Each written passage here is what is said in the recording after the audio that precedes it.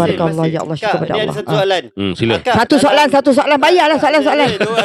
Bukan saya. Dua orang. Akak, dalam filem, dalam drama 7 Hari Menciptaiku, Yes, susah tak akak pegang watak sebagai Mak Leha?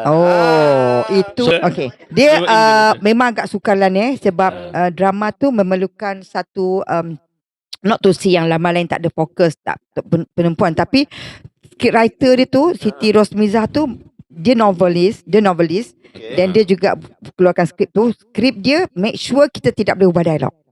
Dia memang ikut sebiji ataupun ada perkataan satu dua yang kita tak selesa, kita kena refer kat dia balik lah. Dia kena bagi tahu kita. So kita buat macam satu scene tu kadang sampai 7-8 orang. Lepas tu 7-8 page kita punya rehearsal macam teater, konsep teater memang penat. Saya rasa salah satu lakonan saya dalam cerita tu untuk cantikkan, untuk warnakan watak Maliha tu, memang saya rasa amat tertekan. Saya jadi macam bukan diri saya. Saya ni suka berlawak, suka kacau orang kat set. Tapi untuk watak tu saya jadi diri saya sebab nak mendapat satu dia satu benda yang memang bermain-main dengan perasaan. Dia nak kata jahat tidak. Orang kata Mak Leha, saya memang dapat antagonis.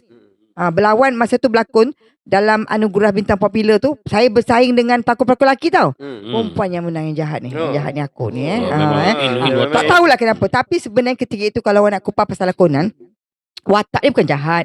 Saya selalu menekankan kat situ, watak saya tu sebagai mak mentua dan anak kita. Saya nak tekankan kat sini lah. Mak-mak mana pun kalau kita, walaupun bukan anak kita sendiri, anak pada suami kita, anak tiri kita, tapi kita dah bela pada kecil, dah memang macam anak kita. Bila orang perempuan masuk dalam keluarga kita, membuli anak kita, takkan kita nak diam. That's the thing. Itu yang membuatkan kita fight untuk anak kita. Itu saja. Membela anak kita. Dapat pula menantu melawan kita, jadilah benda tu. Macam tu. Watak mak mertua. Betul. Kita akan fight untuk anak kita. Kan, dahsyat. Itu hebat. Dan kenapa lain punya mic elok, kita punya mic tak elok? Elok je. Dia Bukan, kenapa lain punya mic macam mahal, kita murah je. Okey.